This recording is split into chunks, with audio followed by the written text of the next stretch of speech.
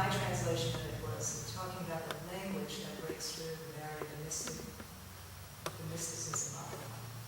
And that's what I walk away with your question. And I was reminded last night I spent a couple of hours at the Shambhala Center. There's a woman there, Christine Stevens, who travels the globe doing peace drum circles.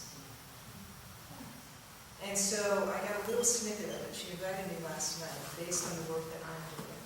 And I got a little snippet of it. And it's such a beautiful thing. I'm a musician.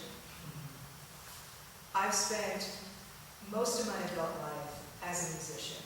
And it shifted a little bit with creating For Many Voices. I was doing a whole lot of benefit work.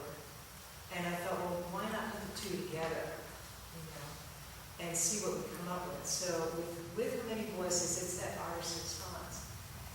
The language of music has broken through every barrier there is. When Christine was speaking last night, she said, here I have two warring factions that will sit down in a circle, and we don't speak. She said, I'll do this little introduction, and we have one interpreter here who will say in their language, this interpreter will say in their language, and then she says, now I no longer need an interpreter. So they respond on both ends.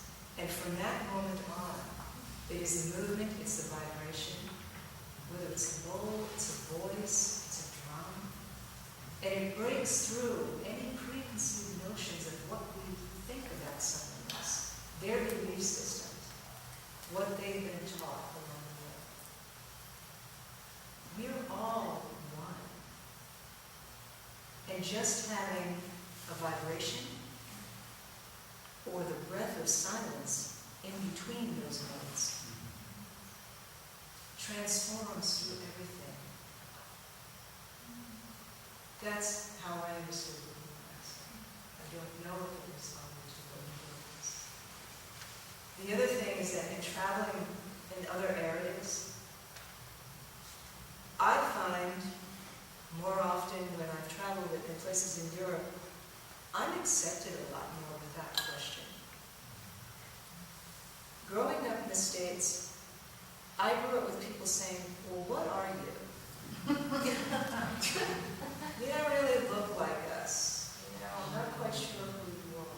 And then my belief systems, it's different. I've walked a different path.